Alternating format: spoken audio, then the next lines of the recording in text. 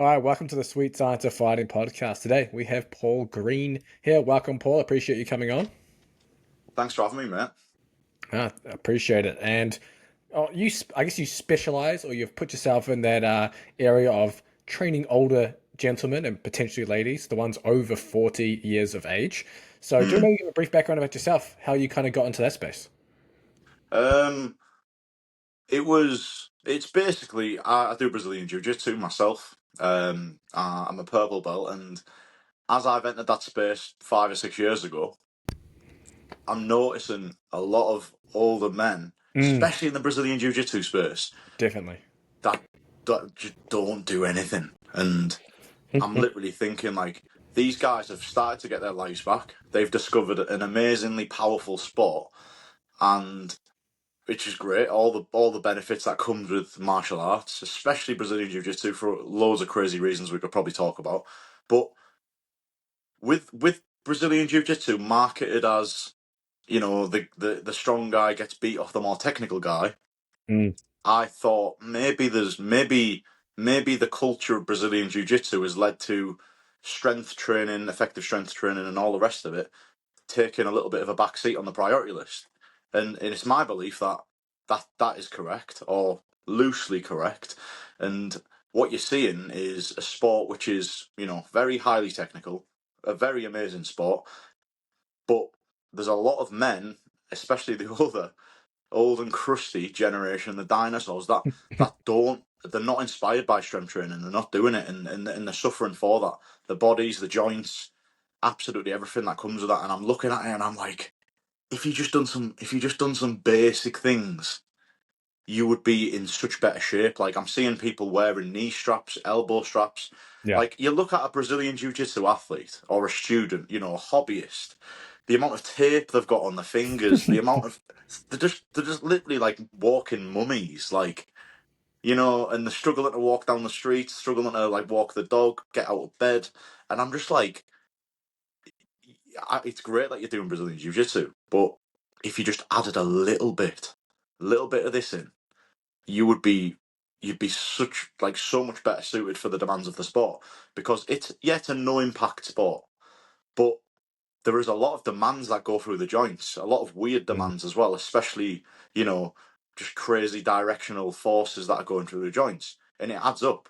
And I want to keep, men doing this amazingly powerful thing for as long as possible. Um, and yeah, it is men only. Sorry, ladies. Luckily, I think My there's only missus probably won't like. be happy with me working with many women. Yeah, I'm the same with you, man. It's well, the thing is, there's probably only three ladies listening to this. I think if I check the demographics, it's mainly dudes. Anyway, sorry, ladies, but hey, it's going to be applicable to you anyway if you are listening. Yeah, too right. Principles span across sports demographics, etc. Yeah. But obviously, you talked about people coming in and not strength training, which is that's definitely an issue. We will go down that road, but first, are there any other, I guess, common mistakes that you see with older individuals coming into, say, any martial art combat sport that may be or we could say negatively affecting their body, their health, or things that they should be doing that a lot of people aren't doing? Well, what's amazing about this, and you've probably seen it yourself, is different sports have different like foundations, and like for example judo, they're the most some of the most powerful athletes you'll ever see. The most, they're like Olympic powerlifters with the gi on, so they clearly need to prioritize, the powerlifting and all the rest of all the stuff that comes with power and speed training and stuff. Your wrestlers, very highly conditioned athletes, Hmm. other sports. But for they're two out of like the main three grappling arts. But then jiu-jitsu doesn't prioritize this. But like you say, great question. There is definitely a lot of stuff that does get neglected as well, because what I see is jiu-jitsu is something that is, well, it's welcome people, and people are being attracted to it for whatever reason. And yeah, they come in, and it's crazy, because I say all the time, I'm like, some of these lads, they're having a can of Monster and 3 bags of crisps, and they're absolutely destroying everybody on the mat. Who the frig am I, Mr. Science Man, talking about, longevity and sports performance, when you know, like the bad habits aren't punished in Brazilian Jiu Jitsu as much on the mat because it's not highly demanding physically. Do you know what I mean? Yep. So Hmm. they get away with it. Hmm. So it creates like a really, it's hard for me, put it this way. It's hard for me to try and, you know, sell this idea to them. But predominantly there is all sorts of bad habits, like the typical health of somebody that I think the culture's changing. You know, I think probably because of the top level of the sport and, you know, all the amount of steroids and the amount of pictures of like your top level Yeah. athletes.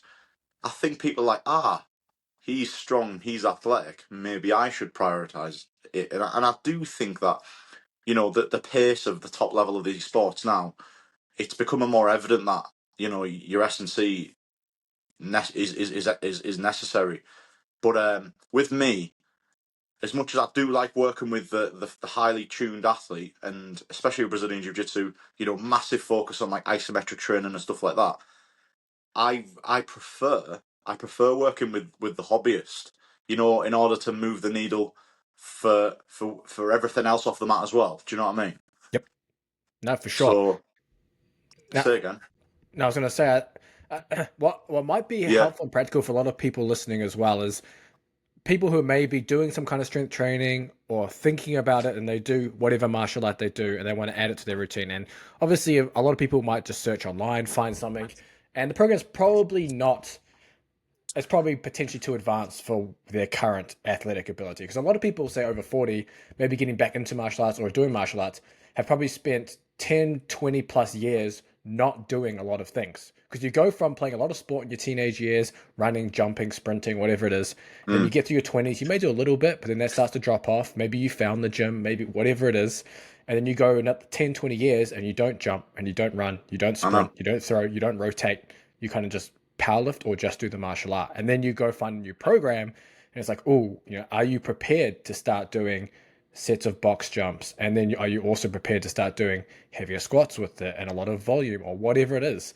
So do you want to maybe just give some advice on how someone could potentially navigate their way through that, and then how they could, or what they should look for in maybe in a program to get started? I always so a lot of people, like, you are right in what you're saying, that there's usually a big gap.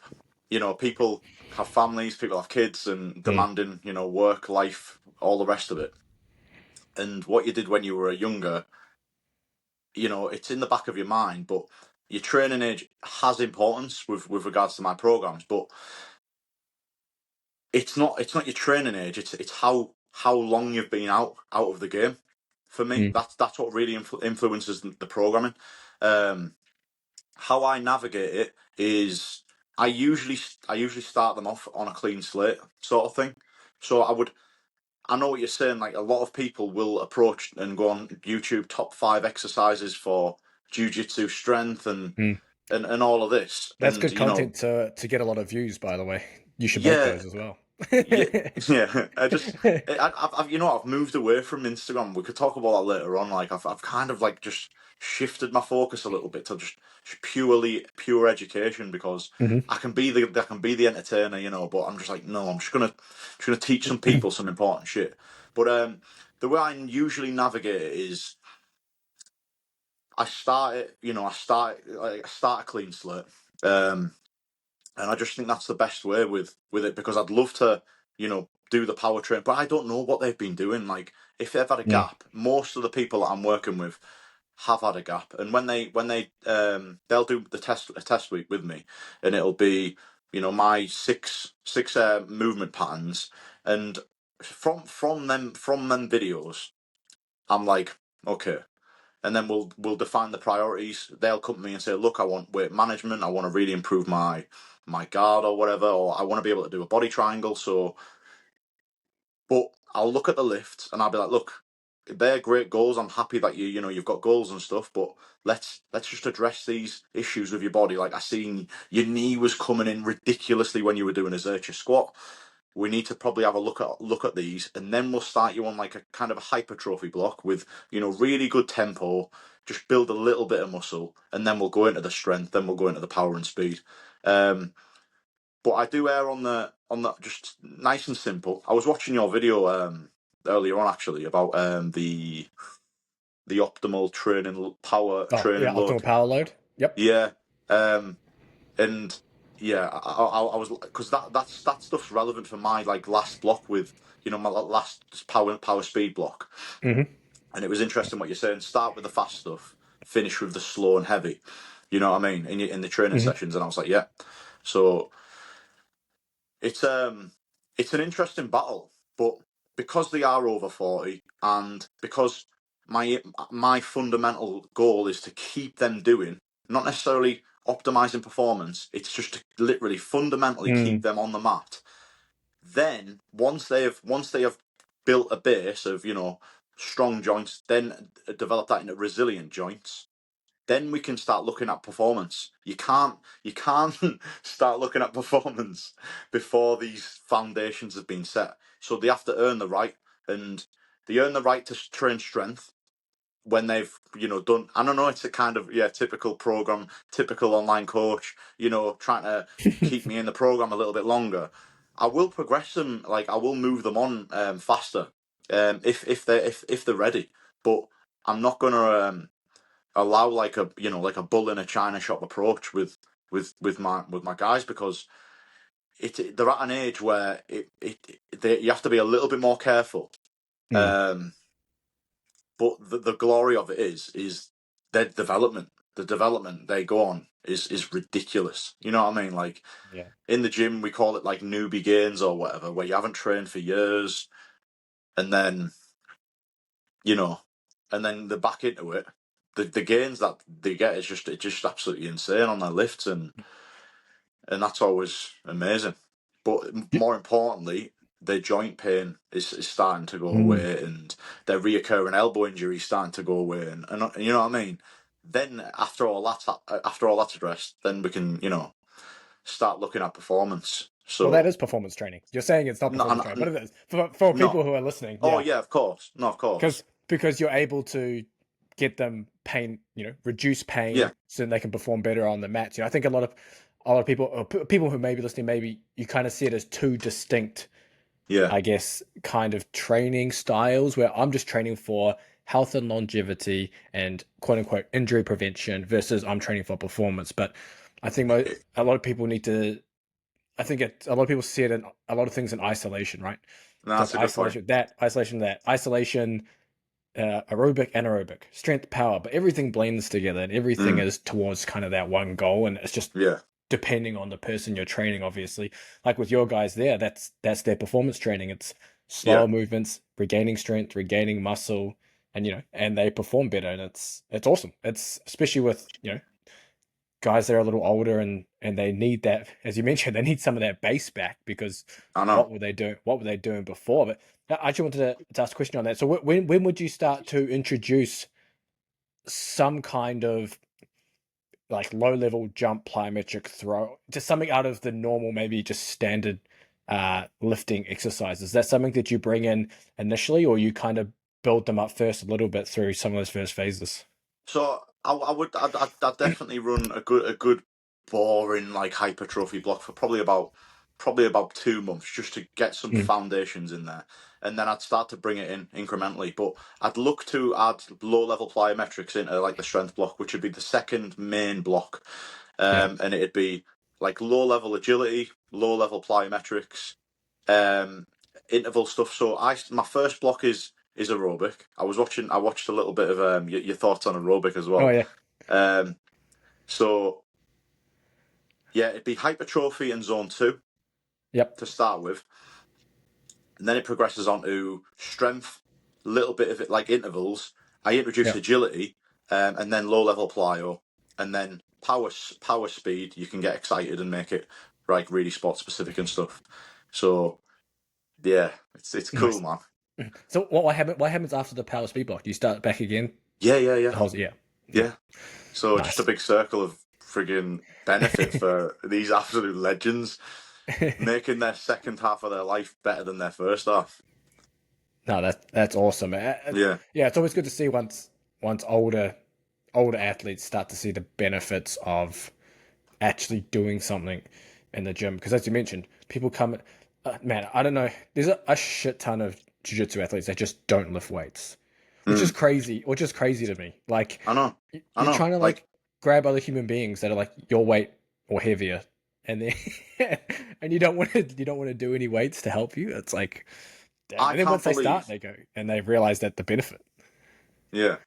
I cannot believe that, like, people just don't understand that if you are, like, you have an overall better level of strength, then your body's going to be better suited to cope with the demands that you're putting it like on the mat. Like, I can't believe, like, coming from like a physical training background, and the things that I've done in the past decade or whatever, to walk into a gym and I'm getting called the strong guy, and I'm like, you know nothing. You know what I mean? Like, I'm one of the weakest people I know. Do you know what I mean? It's like I'm the strong guy, and I'm like, no, you're just weak as piss. You know what I mean? Like, honestly, the gym at work. Have you heard of the Royal Military Academy Sandhurst? No. So it's a British like global leadership training academy for the military, and there was like 15 of us, their coaches, and we'd run the military leadership training for all of these people that came from the world, and they do like an 8 month course there, a leadership Oh, training program, and then go back to their armies across the world, and then they would be like a young officer in their own armies. Like, I was getting called the strong guy on the mats, and I was going back to the gym 9 till 5, and I was one of the weakest there. Like, you know what I mean? It's the same as everything, but it's really interesting. I don't think I'm strong at all. I think a lot of them are unconditioned. Yes, they do Mm, jujitsu, and they can get away with it because the physical demands are kind of optional in a way. You don't need to stand up if you don't want. You don't need to that's try true. if you don't. You know what I mean? You don't need to try if you don't want. So, but when it's the heat of the battle, you've potentially got a 60-year-old man who's not trained in 20 years having a bit of a war with someone that's 21-year old, Mm. and the amount of stresses and directional forces that are going through the muscles, the joints, and this young lad might be strong as well. He might strength train, and it's crazy to think that it's normal. And another thing that pisses me off is that it's normal. A little injury in the Brazilian Jiu Jitsu world is like it's like a battle scar. It's like, yeah, I've just injured my elbow, and it's like, oh, like they wear them as like medals of honor, and I'm like, what is going on? Like, yeah, and I'm like, oh, you can't just fucking go to the gym. Like, it's hard for me because when I'm saying to somebody, if you do one strength, like if you can only spare one session per week, if you can only spare 90 minutes per week for a full body like training session, you're gonna have to take away a session on the mat perhaps, but it's gonna make a difference. Like, it's Yeah. gonna move the needle. And it's really hard because these martial arts, not just Brazilian Jiu Jitsu, these martial arts are so much fun. And what happens is, I was messing about with ChatGPT, and I was like, and I was like, I was really trying to nail down why people are so into the rabbit hole of. Anyway, I basically asked ChatGPT. I went, "What is I basically laid out the situation in a paragraph, and I said, "Can you relate this to any of the seven deadly sins?" So, and you're probably thinking, "What the hell?" So I basically asked ChatGPT, like, look, people love the progression of Brazilian Jiu Jitsu. They're addicted to it. The community, the socialized, the banter, the skill acquisition, the touch of humans, the play fighting, the confidence, that regularly. And I said, can you relate any of that to? And anyway, ChatGPT comes back and says greed. So the mind becomes greedy because it wants the skill acquisition, it wants the development, it wants the socializing, and you enter the rabbit hole so much that your joints become fucked. Like, you've probably seen it yourself. Like, you train martial arts for 2 or 3 weeks straight with no weights. You're holding your elbow. You're like, oh, it's getting a bit sore. I need to probably do an upper body. You know what I mean? Hmm. And it gets greed because Because you're yeah, addicted. And everybody says these martial arts are like. drugs. They are drugs for a lot of people, and especially men over 40 that have lived ball and chain with their wife. And they've been given a platform where it's just the ultimate hormones. And there's me saying, go and do some weights, count to 10. Count to 10. It's a hard sell. Put it, mate. Honestly, it's a hard sell. Oh, that's crack up. Do you want to go into maybe let's do maybe an example training day or example just random program from each three of your blocks, just to give people an idea of kind of what that program looks like for someone over 40, and they can maybe relate to other programs they've seen if it's different or similar. Yeah. So my most of my program has like six main movements. I really like a heels elevated squat because my athletes, my blokes, are limited mobility, but Mm. my research tells me that knees are the weaker one of the weaker areas.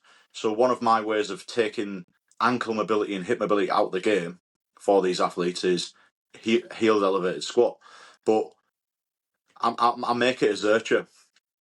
So Mm. it's a Zercher heels elevated squat. So like an example session would be they would do hypertrophy rep ranges, 8 to 12 repetitions, 3 reps, 10 like 80% of their 1 RM, and they would do 3 seconds on the way down, 1 second pause, and then 1 second up. They'd have like 90 seconds rest in between sets. After that, they'd go into like a superset, so it'd be like a reverse lunge into a single leg RDL. So Mhm. starting to get a little bit more technical, but still quite basic. And then after that, they would do like, I don't know what, so that'd be like a lower body session. Um, and sometimes I like to just finish it off with like really. I like goblet squats and stuff like that. So Zercher, a couple of single leg exercises in there, and then I just wrap it up really quickly. I've done sessions with people when I do like 5 exercises or 4 exercises, Mhm. they're really struggling. So Yeah. volume, when I'm thinking about training age and how recently they've trained, I need to be really careful with the amount of volume that they're doing at the start of their program. But just at the start, but then I have to be dynamic, on the move, and like maybe 3 weeks in, I can change it because they've changed it. They can start to absorb weights normally Mm. then, because the last thing I want from a day one, week one athlete is, oh my god, I was my legs were in bits for 5 or 6 days. Mm. So that'd be the first thing. It's just overcoming that, the breaking down them barriers. But one thing that I notice, people use age as an excuse. Now, if I had a 21-year-old in the gym doing the same session who's got zero training age, and a 55-year-old who's got zero training age, guaranteed they're both going to be sore. But Yeah. the only one that's going to use age as an excuse is the 55-year-old. Hmm. There wouldn't be much difference in muscle soreness. Do you know what I mean? Yeah. There wouldn't Hmm. be. So it's honestly, it's a struggle, but it's a good struggle. It's rewarding, when and then I progressed the strength. It'd be, we're talking 90% similar movements, more rest. You're Gotcha. talking your 3 minutes rest or rest till you're actually ready to go again. So we're talking about 4 to 6 reps. So I always like a little bit of flexibility in my rep range. I don't just prescribe. You will do 10 reps. So block 1, 8 to 12. Block 2, 4 to 6. Up the rest periods, and you're talking 90-95% 1 RM. And it'd be similar movements again, but we're upping the weights. And as you say, these sessions that I can add lower level plyometrics in towards the end. Start with the big muscles always, finish with the smaller muscles, and power again. It just I'm trying to like be specific, but I'm actually skimming through it, being vague. Am I like? Do you want me to be more specific, or do you Yeah, want me to sure. just Go, yeah. right? So yeah, a strength session would be, because strength is the priority, and I want the working muscles to get frigging strong. I would probably dial back from the Zercher and I'd go Hmm. straight into just a heels elevated squat. Hmm.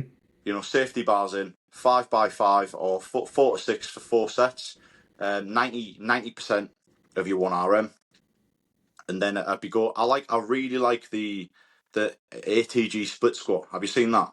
Hmm. Yeah. So instead, sometimes I put that in as well after after instead of like a reverse lunge, because one of my priorities throughout the session, throughout the whole program, is just to really get maximum range of motion at the weaker area, which is the knee for me.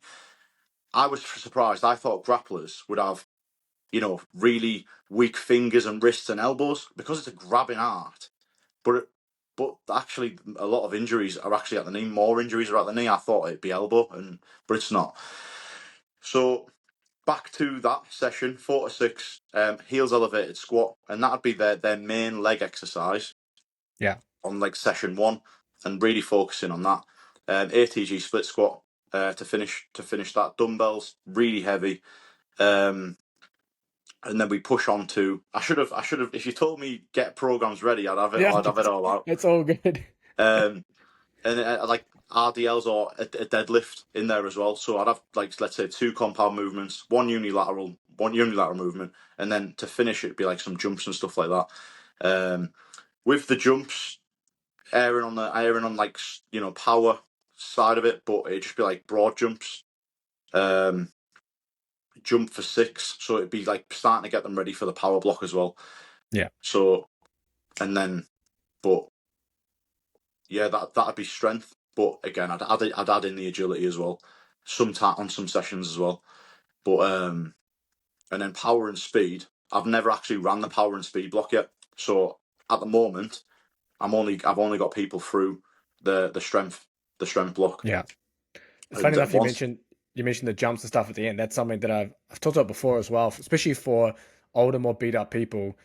Typically, you mentioned before, I talked about you go fast or slow in exercises typically in a session if you're playing like that. But for if you're beat up, and I do it sometimes as well, is when you reverse that order, it feels so good. Feels so damn good when you do your jumps and plies, whatever, at the end of the session after you've done your heavy weights. If anyone has niggly knees and elbows, whatever else, that exercise order works. but I like what you were saying with on your video about start fast when the focus, because power and speed is all about intent. Hmm. So when they come to the power speed block, the intent changes. Yeah. Instead of, like, producing maximal force with heavy load and moving slowly. Do you know what I mean? They're not going to Hmm. they're not going to be doing like your power cleans and stuff like that anymore, because it's not quick enough. But when Hmm. they go to that, like, it's interesting what you say, because I was going to ask you. I was like, do you prioritize the light? You seem to think that you prioritize the light and fast, as Yeah. opposed to the heavier. Do you know what I mean? It was interesting because I don't know the answer to that, and I need to do my research on that. You mean in terms of maximizing speed and power? Yes. So You, would you you prefer to start on your light and fast exercise and finish with your heavy and slow? yeah. Yeah. Typically, Yeah. unless you're doing like complexes and whatever else, then it becomes that's a whole different strategy. But if you're Yeah. doing just a typical program, I like to go like your whatever your general warm up is, and then your plyometric jumps and throws, and that will depend on are you doing weighted jumps, etc., and kind of what order you do that, or you don't even have to do it all. But it'll be like that kind of stuff, and then you might do some kind of loaded full body. So that might be an Olympic lift, it might be a loaded jump, whatever, and then into the heavier stuff. Because then So you're doing the speed power stuff when you're fresh, right? Because yeah. that's the main intent. Yeah. So when you layer it, so week 1, like you were saying, 10% 1 RM to start with, and then you finish with maybe your 80% front squats or whatever. When this, because obviously you've got this inversion of the force velocity curve. So Mm, this is week 1. You got 10, or let's say for 2 weeks you're doing 10% 1 RM speed work, or even minus 10%. Do you know yeah. what I mean? At the Hmm. start of a block, which nobody does, by the way, and No, it's a great idea. Pure, yeah, pure great, velocity. yeah. Even more velocity than possible. Yeah. So that's amazing. That's an amazing idea. And then, but as the weeks go on and you start to like push the needle with both of those, do you Do you so like your -10 would then go to 0, so you'd go to body weight and then it'd go to 10%. It might So you not. start. You might stay there. Well, It kind of depends, right? this is what I was going to ask you.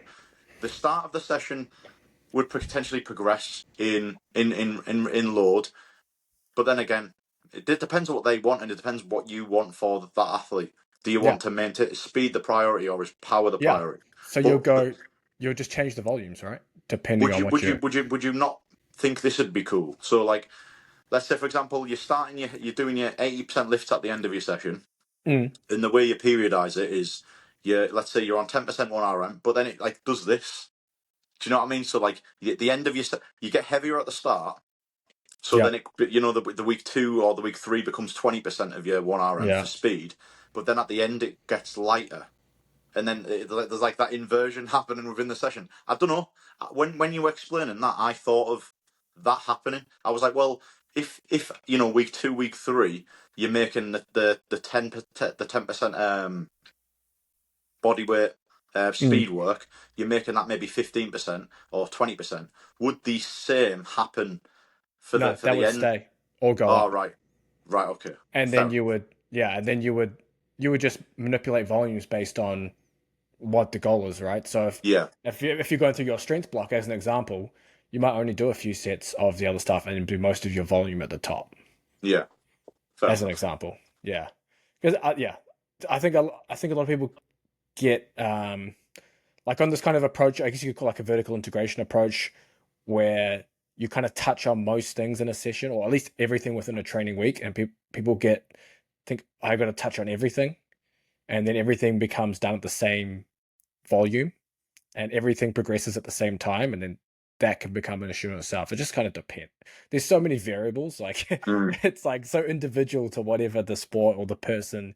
Like for Yeah, your guys, like over 40, like you may only do a very small amount of volume of the speed stuff, and you might do it at the end anyway. Because do you do you need to be completely fresh to do that stuff? And if they're completely fresh, aren't they sore?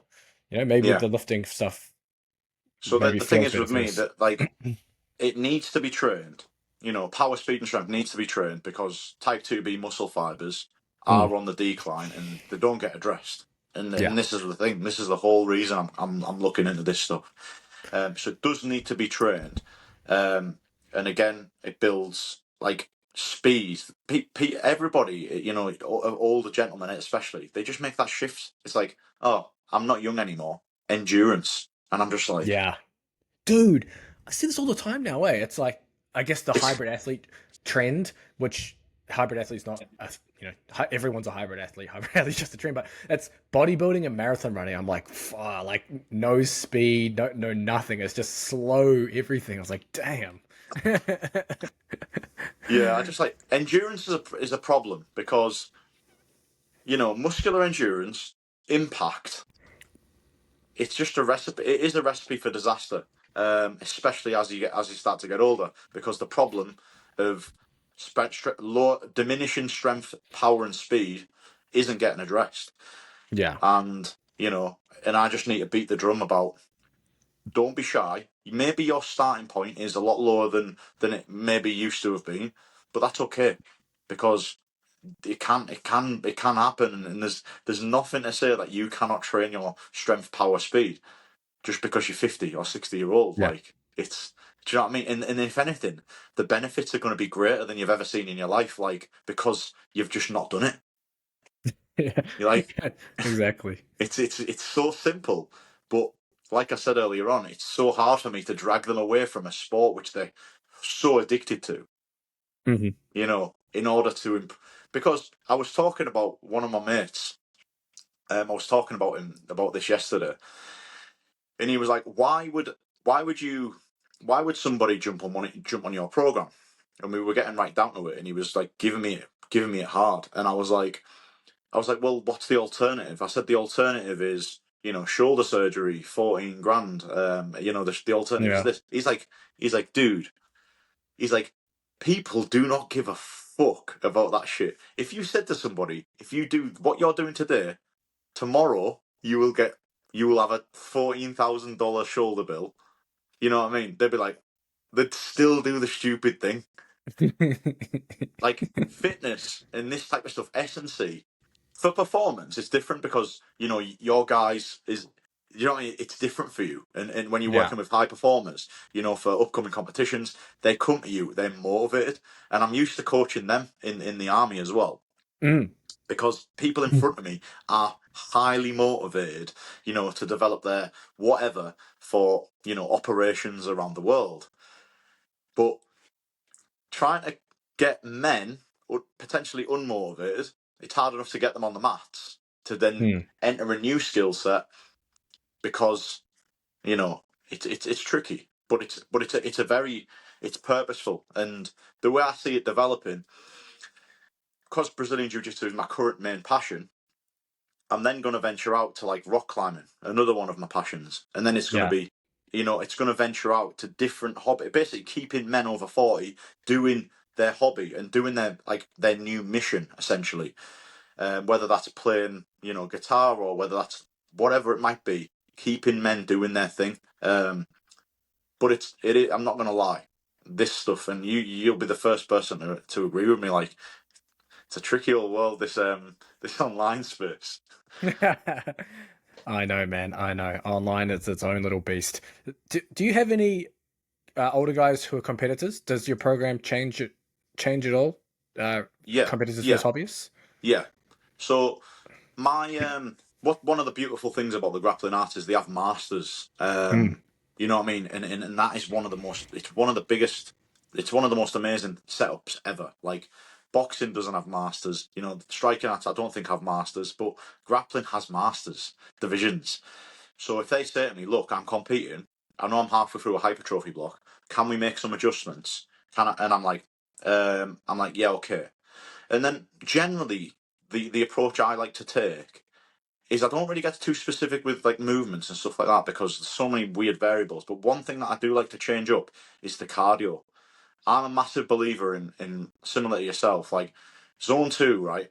We could have a conversation about zone two, but we need to move away from that now. If you're competing, you need to have it in your back pocket. You need to have it I call it cardio confidence. You need to have the confidence that if he's coming to war, if he's coming at you full send, that you Mm. have the ability to problem solve at that high intensity.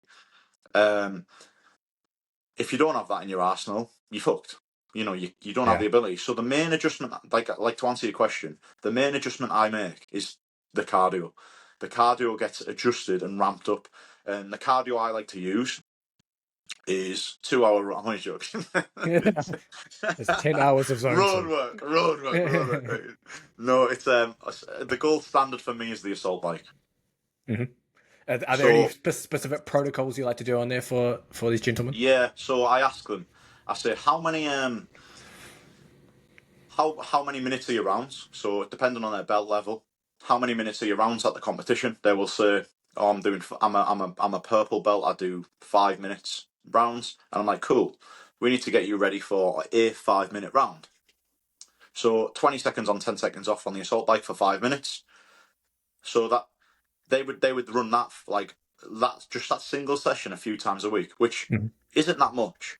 But then I Yeah. ask them on week two or something, I'm like, how many matches, if you were to win all your matches within that competition, would you have? And he's like, well, there's currently 8 people registered, so that'll be 3 matches. Okay, I need to get them ready for 3 matches at that intensity. So then, do you see where I'm going? It progresses. Yep. So then it'll be a 1 and a 1 and a 1 singles added to the end of a hypertrophy session. And then on the second week, it might be a two rounds essentially at the end of the session, 2 rounds of 5 minutes to Yep. batter on the assault bike, and a 1 and a 1. And then the next week might be 2, 2, 2. And then, do you know what I mean? I just keep adding it on. So then when it comes down to it, they have got the confidence that they can go for absolute like serious pace Yeah. and be able to recover.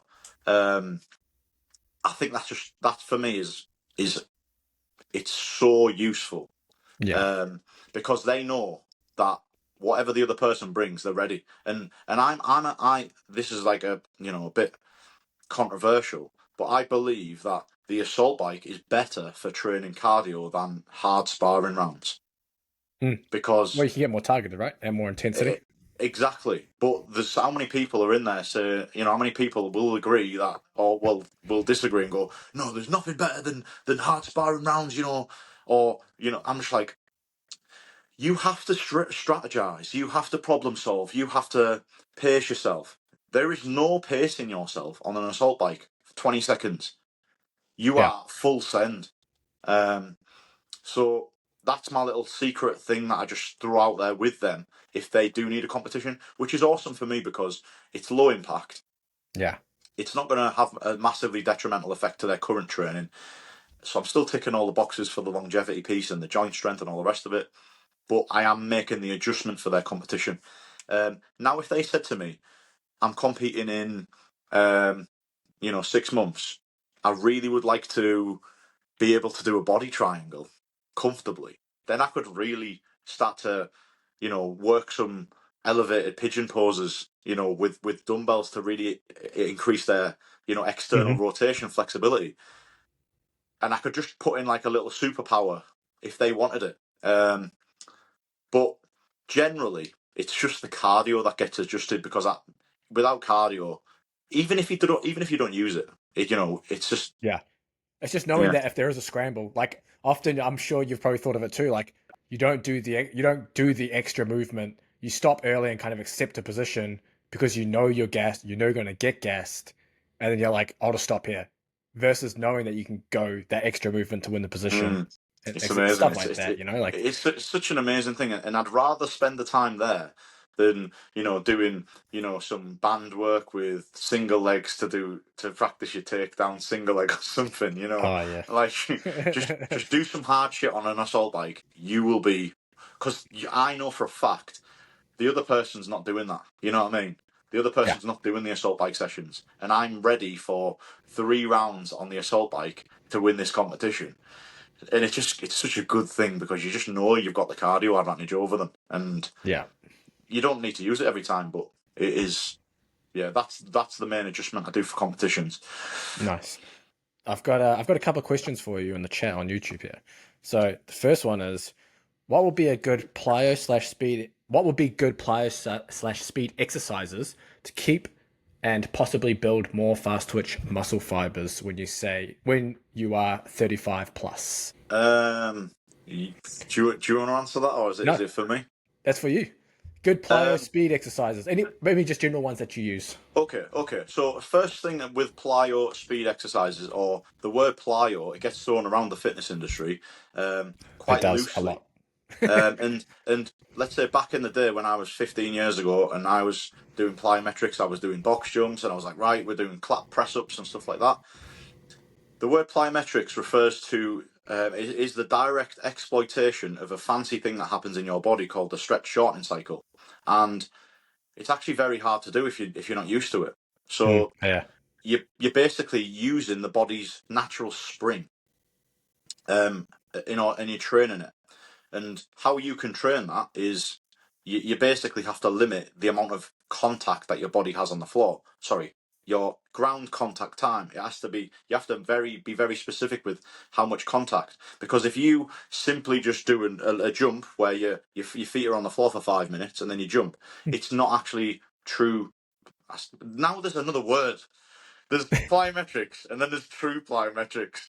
Why is there another word? Anyway, um, so you're basically exploiting your natural body spring. So depending on where you sit on this level, it's going to be usually you start off really basic. It's like not many people, you'd be surprised, not many people can do actual plyometrics single leg.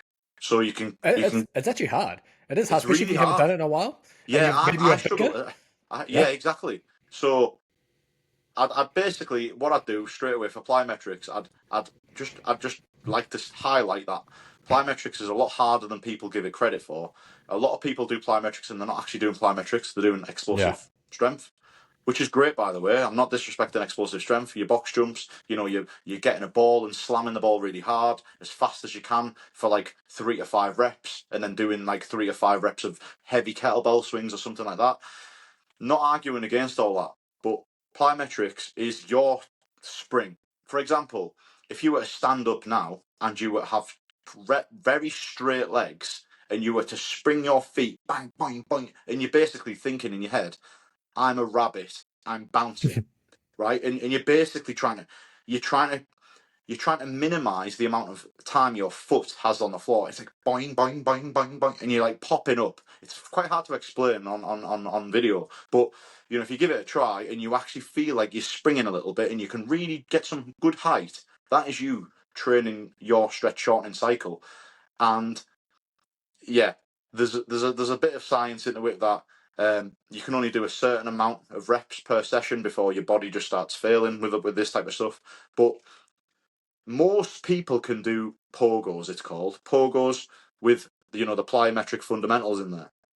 But then as you start to progress it, you can, I don't know, add like maybe a small step, and then you do exactly the same fundamentals that you've learned on the pogos. You do a small step, so you then do, is it called a deficit Like a drop pogo? jump, you mean? Yeah, drop jump. Sorry, you start progressing it into a drop jump, so you're getting the deceleration, and then you're getting the same pop. I like to call it a pop. It's like Yeah. when your feet slap, bang! It like creates like a I popping call it sound. an ankle pop. Ankle Yeah, pop. yeah. Yeah. It's like pop, pop, pop, pop, pop.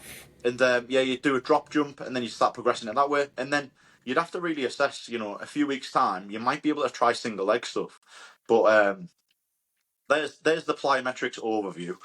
For the power stuff, like James, a massive advocate of your power training. So you'd be in the gym, you'd be trying your power cleans and stuff like that. If that's too technical for you, you'd be ideally, kettlebells, um, you know, Mm. kettlebells, maybe adding some resistance bands to the kettlebells as well to really increase the amount of like the balance of force through the kettlebell swing.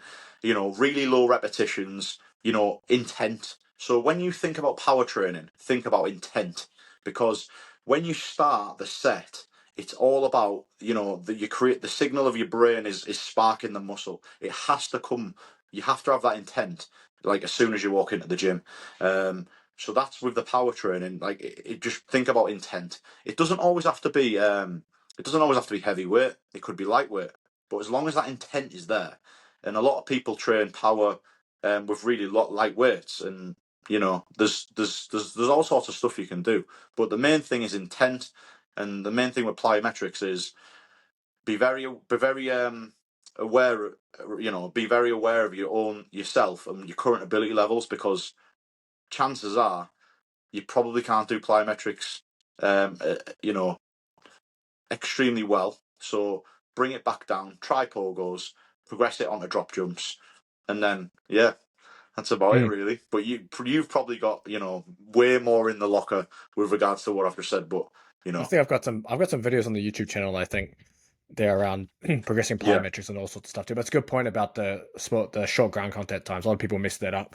Really short ground Mhm. contact times. So yeah, as you mentioned, those pogos or ankle pops, jumping rope is pretty much the same thing. It's like jumping rope Yeah. without a rope, essentially. Yeah. Easiest way to explain it.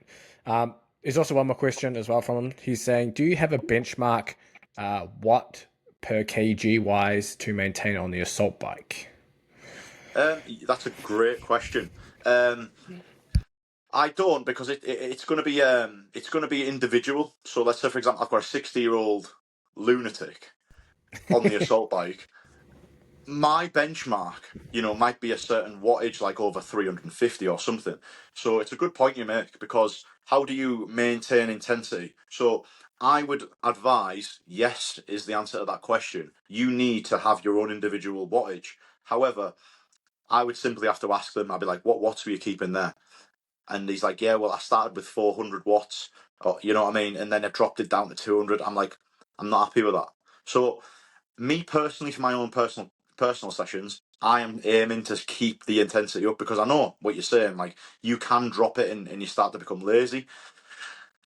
But I'm looking for the intent. Like it's 20 seconds of, I'm not too worried about it, but it's something that I am monitoring. Um, Are you shifting the work intervals or rest intervals if you see a big drop like that? Like if you go from 400 watts to 200 watts, are you changing anything? I don't do I don't do it because I'm not too bothered about. I have to be careful with my words here. I am looking for them to train their cardio to a Yeah. ridiculously high level. If their output is now halved and they're still in that zone 5, and obviously then you could ask, am I tracking their zones? No, I'm not. But I would definitely advise running the session and then checking when it drops off, and can you do a little bit more Yeah. in order And to just keep it progress up? each week or Yeah, each session. it, yeah. But like I say, my priority is to get them to be doing an assault bike session 5 minutes, similar to their rounds for their competition. Then adding another session on. So I'd give them like the 5 minute session, the 5 minute round, 5 minutes rest, and they'd go back into it. I'm not too the secondary focus would be to keep the watts high. But at the same time, I don't want to keep the watts high, because then what happens if you sit on that wattage when you could push way beyond that? Hmm. Do you know what I mean? So like, I'd rather you just put your head down. Honestly, you're not looking at the assault bike when you're going at these intensities. Your Yeah. eyes, your You eyes are don't see. closed. Yeah, you don't see. So like, it's all about in your head. You're going for 20 seconds, 10 seconds. Soon as the pedals have stopped, you're going again. Barely, maybe once every couple of maybe twice out of a set of 8 or 10. Do you actually look at the watts? And if you're looking at the watts, what are you not doing? You're not going fast enough. Yep. And it's savage. It's savage of me to say that. But when you've done these sessions and you're competing and you're in the back of your head, you're thinking, I'm going to let you get tired before me. Because Hmm. there's no way that's going to be the opposite. So that's Nice. my attitude towards, looking at wattage. Perfect. Perfect. I think that's everything I had for you, Paul. Where can people find and follow you and keep up with what you're doing? So I'm on Instagram, Paul Green BJJ, currently on Instagram, and on YouTube I post daily, and I'm just posting educational content specific to educating men over 40 and all the issues that they have, and all the limiting beliefs that they have, and hopefully I like to solve as many of them issues on YouTube as possible. But Nice. on the YouTube, it's Paul Green Academy, I believe it is, and you'll see a little picture of me with my army clothing there, and That's on the yeah, thumbnail too. yeah. So it's on the thumbnail, loads of green thumbnails, and yeah, I'm pretty dry with my delivery, but there's a few jokes, a few laughs in there. And I like to deliver them usually in like a lecture-based format, because I like to process that information myself, and I'll have like a little lecture up, and I talk through the lecture, and just get straight to the point, and try and move the needle, through this wonderful digital world that we have access to. Uh, So yeah, that's me. Perfect. I'll make sure that's linked up in the description too for anyone who wants Thank you to follow very you, much. Paul, who listened to the replay there. But I appreciate you coming on. No worries, mate. It was a great to do it. And obviously I'll keep checking your channel. You got some good stuff, some great guests, and I yeah, appreciate it. Cheers. mate. See you later.